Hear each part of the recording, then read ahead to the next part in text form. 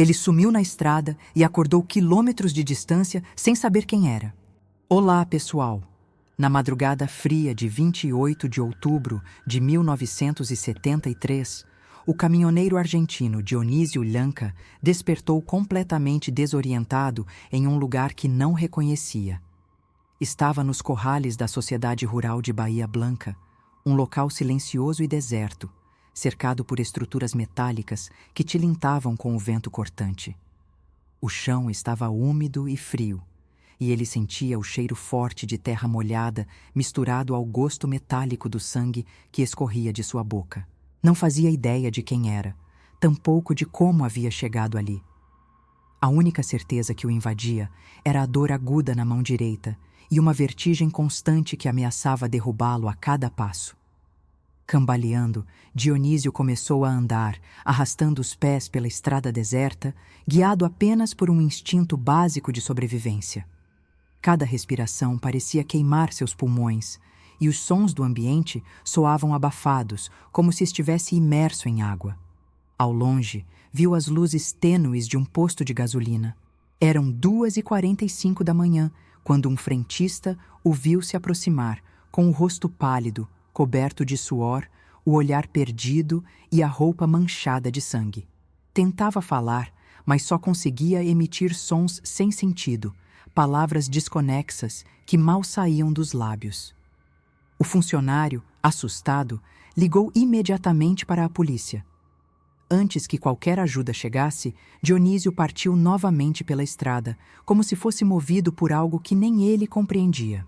Logo adiante, um motorista que dirigia um Fiat 1600 viu aquele homem em péssimas condições e decidiu ajudá-lo.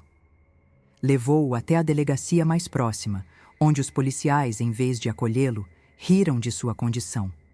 Acharam que era apenas mais um bêbado da noite e mandaram que se retirasse. Quando insistiu em ficar, ameaçaram prendê-lo. Sem alternativa, voltou a andar pelas ruas ainda escuras, sentindo o frio tomar conta do corpo, até cair exausto na entrada do pronto-socorro municipal. Foi uma enfermeira quem percebeu que havia algo errado. Além do hematoma visível abaixo do olho, Dionísio apresentava confusão extrema, sem saber responder a perguntas simples. Foi sedado e levado ao Hospital Municipal de Bahia Blanca, onde passou por exames preliminares. No início, ninguém levou o caso a sério.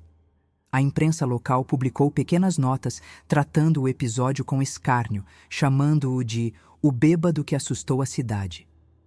Mas a percepção começou a mudar quando os exames toxicológicos deram negativo para qualquer substância.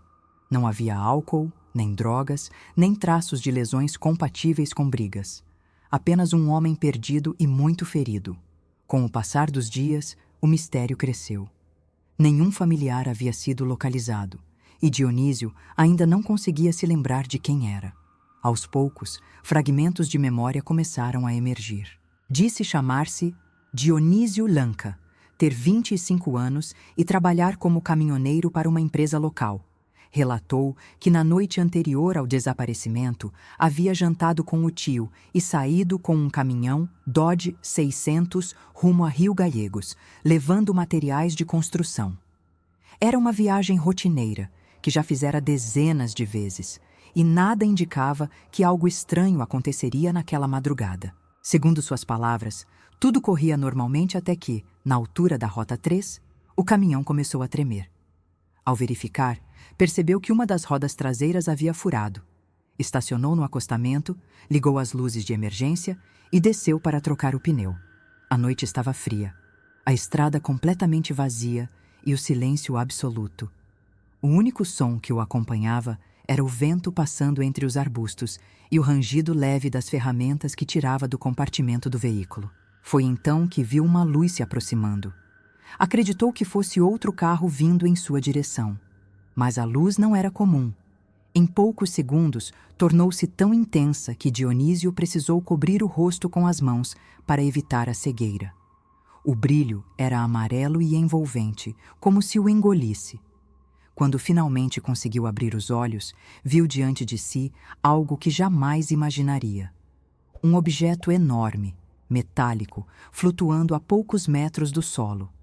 Era silencioso e perfeitamente estável. De sua base desceu um feixe de luz amarelada que parecia sólida, como uma coluna que sustentava as figuras que logo surgiriam no campo de visão do caminhoneiro atônito. 3 seres começaram a descer lentamente pelo feixe de luz. Dionísio os descreveu como altos, com aparência humana, pele muito clara e feições semelhantes às de pessoas do norte da Europa.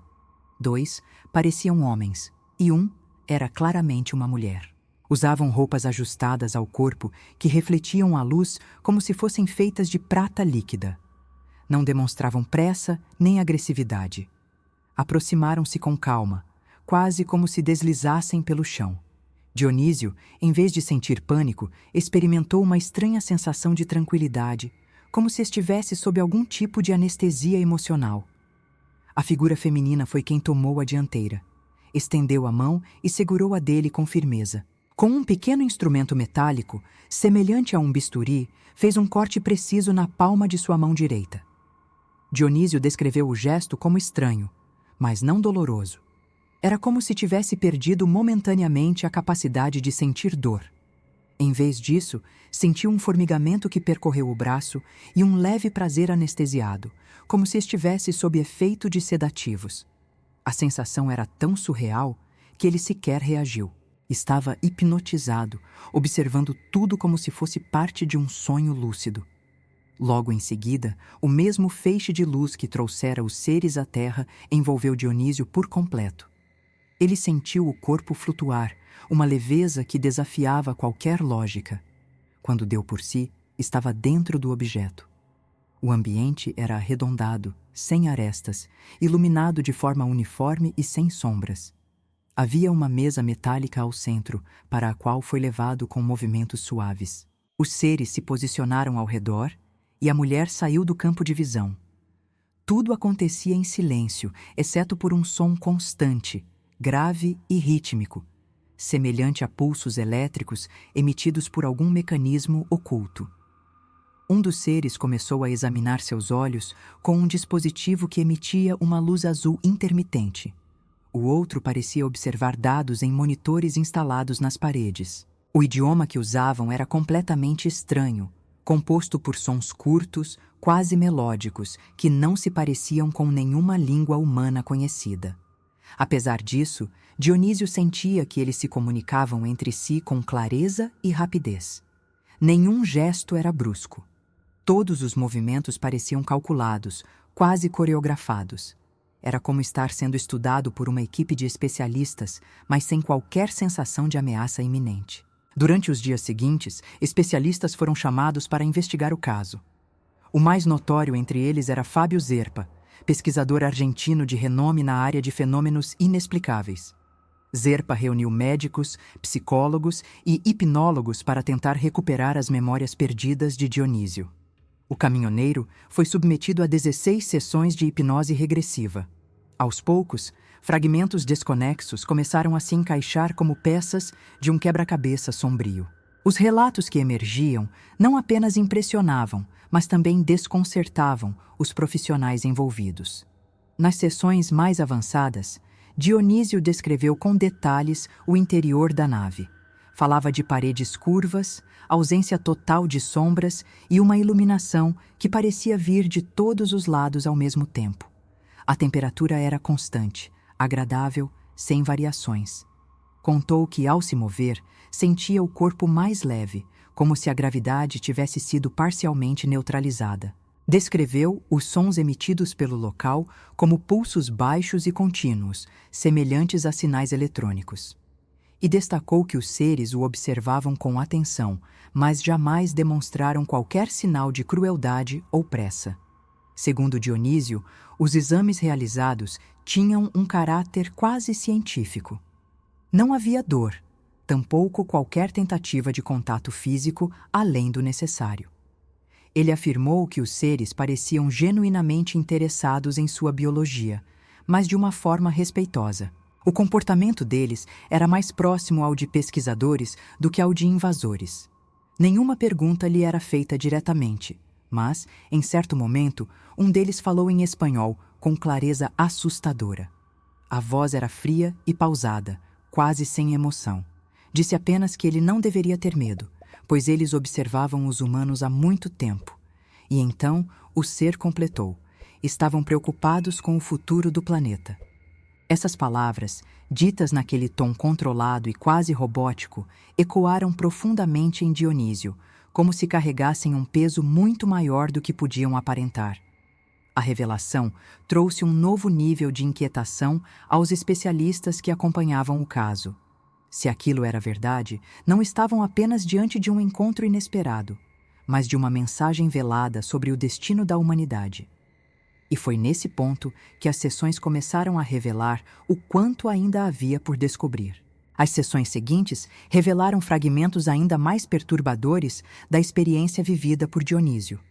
Ele contou que, após ouvir aquelas palavras enigmáticas sobre o futuro do planeta, foi levado para outro compartimento da nave, separado por uma porta circular que se abriu sem ruído. Nesse novo espaço, havia estruturas que pareciam cápsulas transparentes conectadas a tubos iluminados. Dentro de algumas delas, ele viu formas humanoides em estado de dormência ou contenção. Não soube dizer se estavam vivos ou mortos, mas a visão o deixou profundamente abalado. Os seres não explicaram nada, apenas observaram sua reação com atenção clínica. Em certo momento, um dos examinadores aproximou-se e colocou um pequeno disco metálico sobre sua testa. Dionísio descreveu uma sensação imediata de calor e uma avalanche de imagens que invadiram sua mente. Eram cenas do planeta visto do espaço, florestas sendo destruídas, oceanos se agitando em tempestades, cidades sendo consumidas por fumaça e caos. Ao final, viu crianças correndo em campos áridos como se o futuro fosse um deserto. Tudo isso durou segundos, mas deixou uma impressão tão intensa que ele tremia ao tentar relatar, mesmo sob hipnose. Os especialistas descreveram essas sessões como as mais emocionalmente impactantes. Em investigações paralelas, Zerpa e sua equipe analisaram o local onde Dionísio havia relatado o início do evento, o acostamento da Rota 3. Encontraram o caminhão estacionado exatamente como descrito, com a chave na ignição e as portas trancadas. O estepe estava parcialmente solto, como se ele realmente estivesse no meio da troca quando tudo aconteceu. Mais surpreendente ainda foi a constatação feita por técnicos da companhia elétrica local. Na noite do ocorrido, houve uma queda de energia inexplicável exatamente naquela área, e um poste de alta tensão havia colapsado, mesmo sem sinais de impacto físico. Os registros da central de distribuição mostravam um pico abrupto de consumo elétrico durante o horário em que Dionísio disse ter sido levado. Essa informação deu novo fôlego à investigação. Técnicos foram chamados para examinar a hipótese de que a nave pudesse ter extraído energia da rede, o que coincidia com o relato de Dionísio sobre tubos conectados ao solo. A correlação entre o depoimento e os dados técnicos surpreendeu até os mais céticos. Não era mais uma questão apenas de fé ou crença, mas de dados físicos imensuráveis que não podiam ser facilmente descartados. Mesmo com essas evidências, a maior parte da imprensa continuava tratando o caso com ceticismo ou deboche. Para a maioria, tratava-se de mais uma história absurda, alimentada por delírios ou pela busca de atenção. No entanto, a equipe médica que acompanhava Dionísio começou a se preocupar com sua saúde. Após tantas sessões de hipnose e a administração recorrente de pentotal sódico, o chamado soro da verdade, ele começou a apresentar sinais de desgaste neurológico. Havia lapsos de memória, confusão motora e dificuldades crescentes para manter conversas coerentes. Os médicos estavam divididos entre a curiosidade científica e a responsabilidade ética. O próprio Dionísio, em entrevistas posteriores, relatou que começou a se sentir como um objeto de estudo, não como um paciente. Disse que os cientistas estavam mais interessados em confirmar a veracidade do fenômeno do que em ajudá-lo a se recuperar. Sentia-se constantemente invadido, tanto fisicamente quanto emocionalmente, como se tivesse sido sequestrado 2 vezes, uma pelos seres da nave e outra pela ganância humana por respostas. O trauma psicológico agravava-se com o tempo, e o silêncio da opinião pública só o fazia mergulhar ainda mais no isolamento e na desconfiança. Com o passar dos meses, Zerpa publicou um extenso relatório com todas as evidências reunidas, incluindo os resultados dos exames médicos, os registros da companhia elétrica e as transcrições das sessões de hipnose. O documento foi apresentado no Congresso Ufológico de Acapulco em 1977, onde foi premiado como o melhor estudo de caso do ano. A repercussão internacional deu notoriedade ao caso de Bahia Blanca e a história de Dionísio passou a circular entre estudiosos da área em vários países. Mesmo assim, nenhuma instituição oficial se pronunciou ou iniciou qualquer tipo de investigação paralela. O impacto cultural também foi imediato. Quando Steven Spielberg lançou Contatos Imediatos do Terceiro Grau, muitos apontaram semelhanças entre o filme e o relato de Dionísio. A produtora Columbia Pictures chegou a convidar Fábio Zerpa para apresentar o longa em diversos países da América do Sul. Para os estudiosos, essa associação ajudou a dar maior visibilidade ao fenômeno, mas também diluiu a seriedade do caso ao misturá-lo com ficção. Dionísio, por sua vez, recusou qualquer envolvimento com a mídia cinematográfica. Sentia que sua história era real demais para ser usada como entretenimento. Por décadas, ele se afastou completamente da vida pública. Evitava dar entrevistas, recusava convites para eventos e só se comunicava com pouquíssimos amigos. Foi apenas em 2021 que decidiu quebrar o silêncio. Em uma rara aparição pública, revelou que os anos seguintes à abdução haviam sido os mais difíceis de sua vida. Disse que o sofrimento não veio apenas do que viveu na nave, mas principalmente da maneira como foi tratado por médicos, jornalistas e curiosos. Chorando, contou que as injeções constantes de pentotal sódico comprometeram seu sistema nervoso e que ainda sofria com perda parcial de movimentos. Apesar do tempo e da deterioração de sua saúde, Dionísio manteve firme o que dissera desde o início. Repetiu todos os detalhes de sua experiência sem nunca se contradizer, mesmo quando questionado por especialistas independentes. Nenhuma evidência concreta foi encontrada para provar que ele esteve dentro de uma nave. Mas, da mesma forma, jamais se conseguiu provar que ele mentia. Sua convicção inabalável, aliada aos dados técnicos e médicos que cercavam o caso, mantiveram viva a discussão. Até hoje, o caso Dionísio Lanka continua sendo um dos mais sólidos e inquietantes relatos de abdução já registrados na América Latina. Se essas histórias despertam a sua curiosidade e você muitas vezes fica se perguntando o que está por trás de tantos mistérios, saiba que existem livros que trazem detalhes e até respostas para dúvidas que os vídeos não conseguem mostrar. Eu separei os livros mais procurados sobre abduções, mistérios e fenômenos inexplicáveis, reunidos em uma lista especial para você.